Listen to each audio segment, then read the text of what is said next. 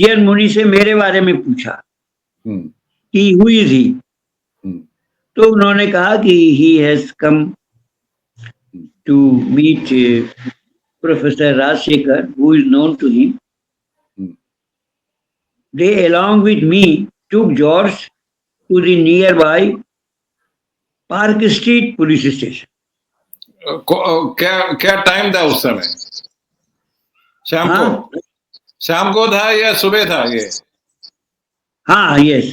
शाम को. हम लोग रात को 12-1 बजे 2 बजे तक we were sitting together along with the SHO, Okay. the in charge of the police station. Hmm. Then suddenly they asked George to accompany them. They took him to the airport, and there in an Air Force plane, they took him to New Delhi.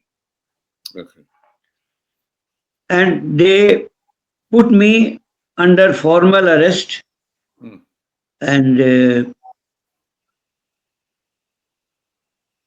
मुझे उसमें जो police lockup होता है, police में जो criminals का lockup होता है, उसमें मुझे डाल दिया. जो बाद में पता चला, जॉर्ज की खबर अरेस्ट की दिल्ली सरकार को दे दी गई.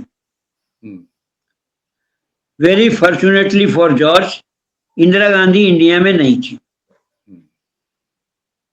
इधर चर्च पीपुल ने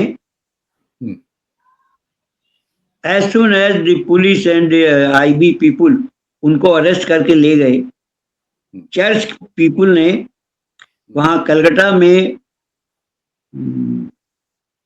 काउंसिलर जनरल्स ऑफिस है. ये almost all the countries are having their office in Calcutta.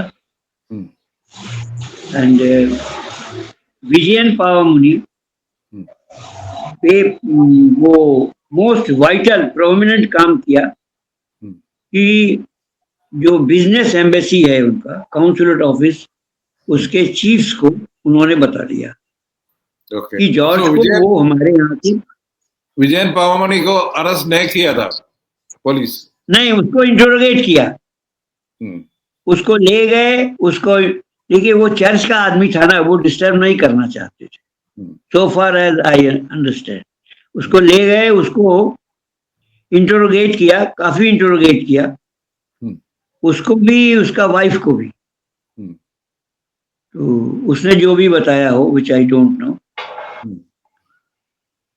तो इस घटना के बाद what I feel that as the message was conveyed to the consul generals also, वो वाणिज्य दूतावास होता है, उसको खबर मिली, उन लोगों ने अपने देश के की गवर्नमेंट को इसको इन्फॉर्म कर दिया.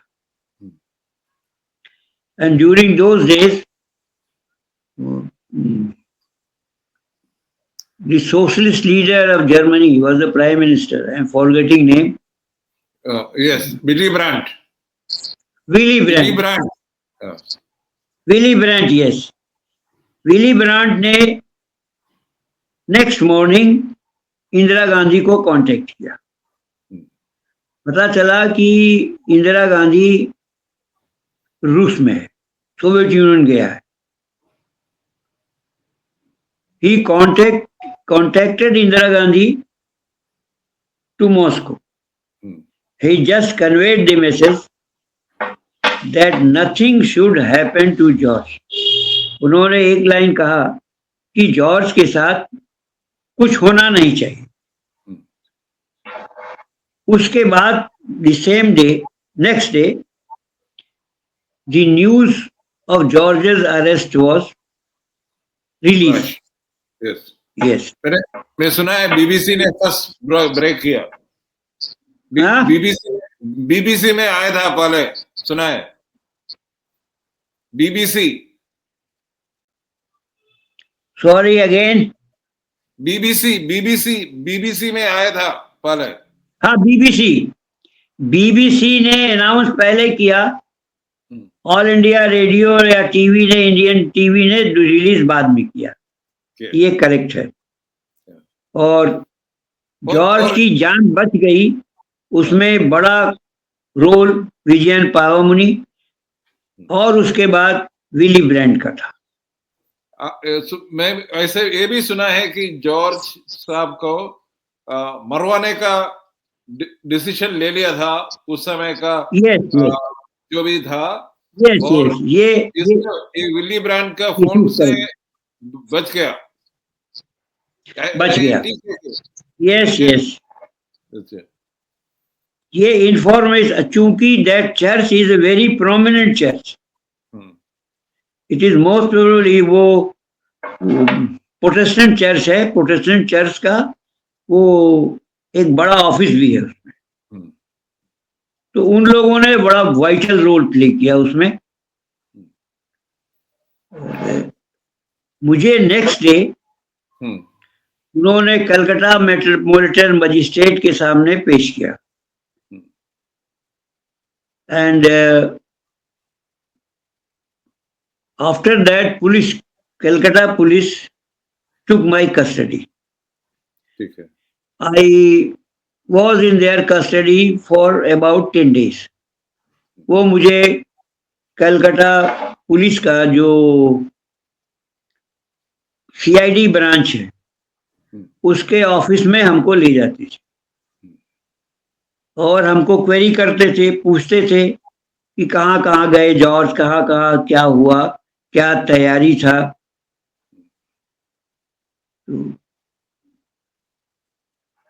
What I knew, वो सब मैंने बताते गया। यस, क्योंकि we were the last people to be arrested. वो डायनामाइट का जो अक्यूज था वो सब पहले अरेस्ट हो गया था। गुजरात में अरेस्ट पहले हुआ, फिर बॉम्बे में हुआ, फिर पटना में हुआ, दिल्ली वाला अरेस्ट हो गया। तो we were the last to be arrested. ये फिर आपको 10 दिन के बाद छोड़ दिया? नहीं, मुझे सीबीआई को दे दिया। वो हमको, कलकत्ता पुलिस मुझे लेके दिल्ली आया और डायनामाइट केस में जॉर्ज को, और जॉर्ज का नाम तो पहले से था, तो मेरा नाम भी जोड़ करके उसमें जो 21 अक्यूज थे उसमें उन्होंने मेरा नाम डाल दिया और कोर्ट में पुटअप किया और कोर्ट से सीबीआई ने मेरी कस्टडी ट्रांसफर करा लिया। अच्छा। फिर फॉर 14 डेज मैं CBI office, during those days ये आरके पुरम में होता था सीबीआई ऑफिस। अभी तो यहाँ आ गया है सीजीयू कॉम्प्लेक्स। पहले ये वहां था आरके पुरम में सीबीआई ऑफिस। वो मुझे वहां करीब 14 डेज रखे, क्वेश्चन किए, कहाँ कहाँ गए, क्या पूरा डिटेल लिया। तो जो मैं बता सकता था वो मैंने बताया।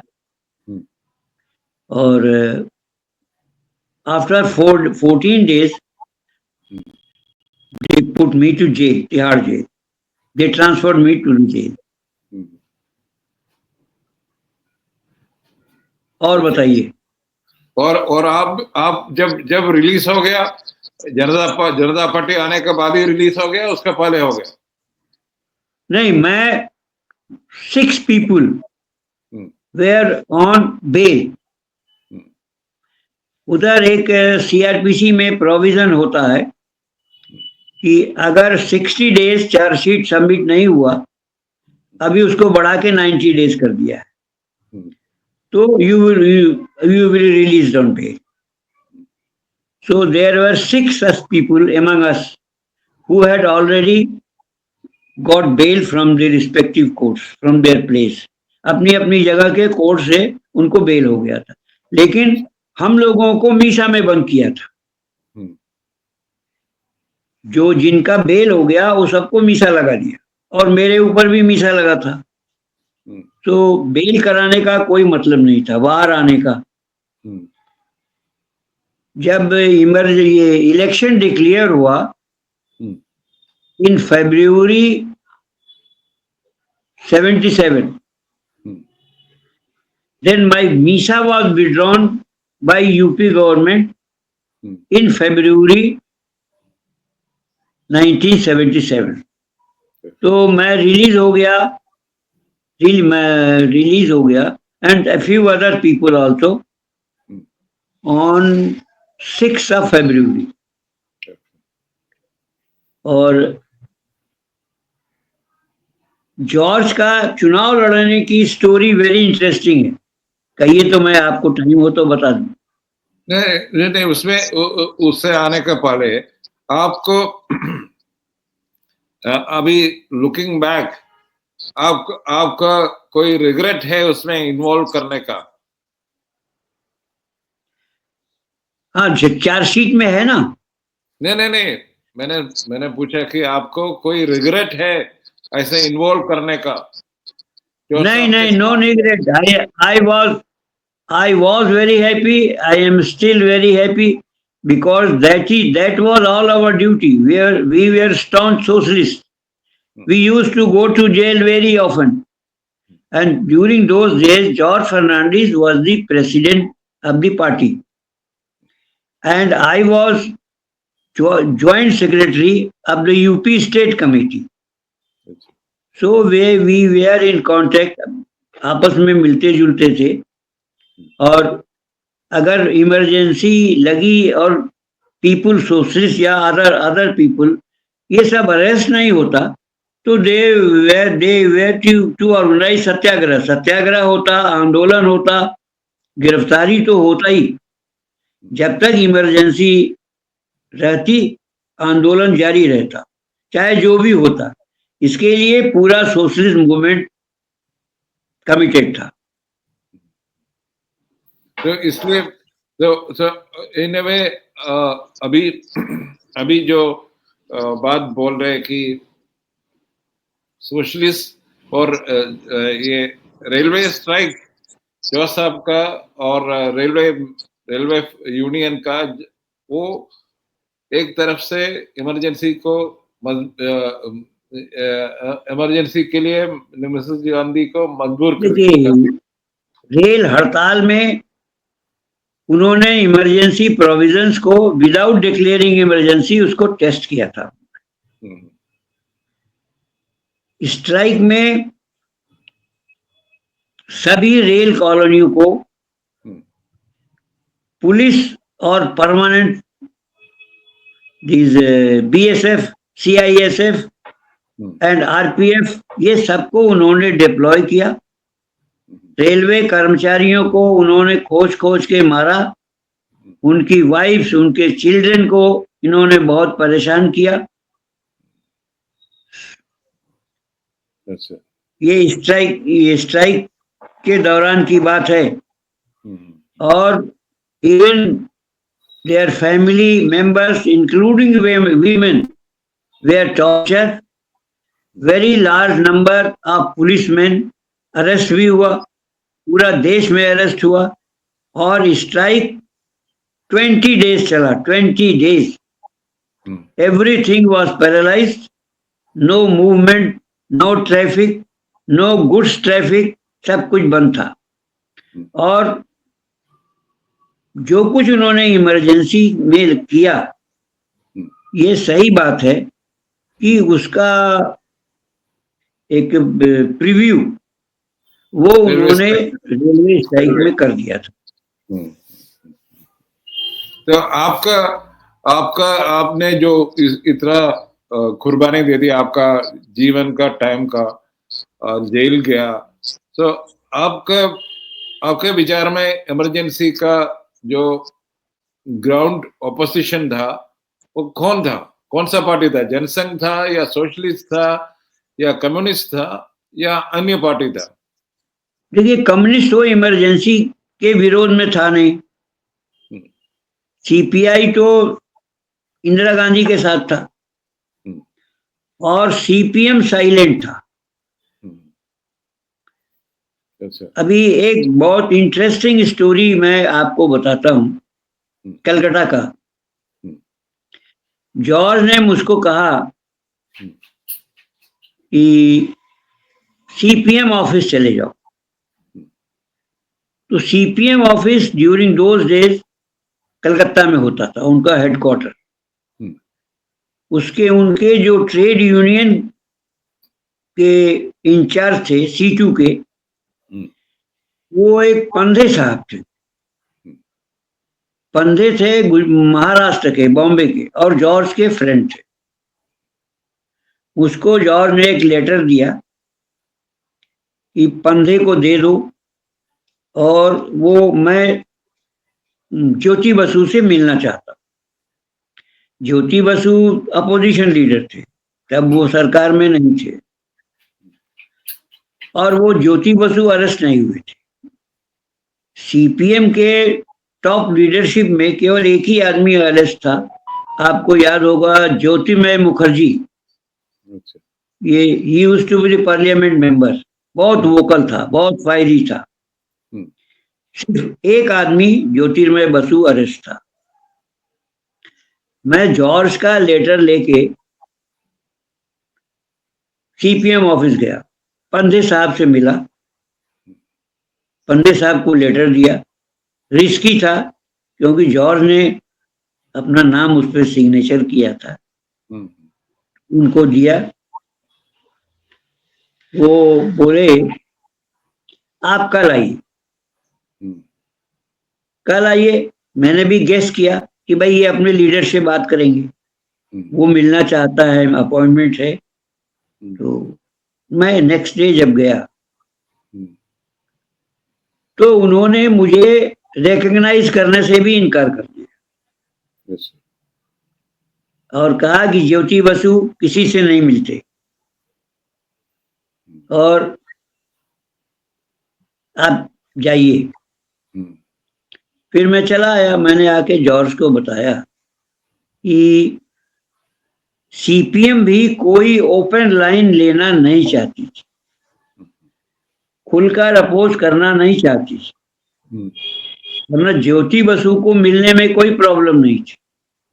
हम जॉर्ज को लेके उनके सीपीएम के ऑफिस चले गए होते, मीटिंग हो गई होती, लेकिन ये रिस्क लेना भी सीपीएम ने, ज्योति बाबू ने उचित नहीं समझा।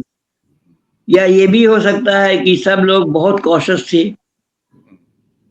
कोई इन्वॉल्वमेंट नहीं चाहते थे।